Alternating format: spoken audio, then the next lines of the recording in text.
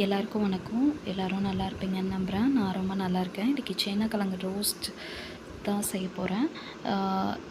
First வந்து சேனக்கிழங்க குட்டி குட்டியாக வெட்டிட்டு அதுக்கு முன்னால் வந்து ஒரு பூண்டு ஒரு 4 பல் எடுத்துகிட்டு தோலோடையே அப்படியே தட்டி ஃபஸ்ட்டு எண்ணெய் காஞ்சதும் ஃபஸ்ட்டு பூண்டு போட்டுட்டு அப்புறம் தான் இந்த சேனக்கிழங்கு போட்டு ரோஸ்ட் பண்ணுவேன்.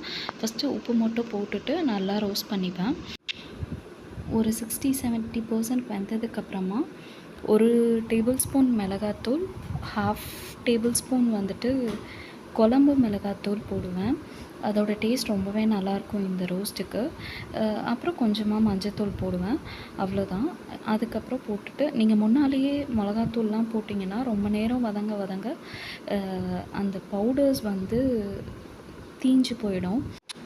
இந்த டிஷ் வந்து மீடியம் ஃப்ளேமில் வச்சு தான் நான் பண்ணுவேன். அண்ட் இந்த கிழங்கு வந்துட்டு கெட்ட கொலஸ்ட்ராலை குறைக்க, அப்புறம் கான்ஸ்டிபேஷன், பைல்ஸ், மூட்டு வலிக்கெலாம் ரொம்பவே நல்லதுன்னு சொல்கிறாங்க.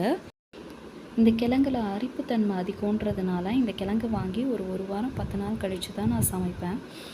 உடனே செய்கிறவங்க புளி தண்ணியில் வாஷ் பண்ணிவிட்டு கூட செய்யலாம். நீங்களும் ட்ரை பண்ணி பாருங்கள். எப்படி இருந்ததுன்னு கமெண்ட்டில் சொல்லுங்கள். தேங்க்யூ.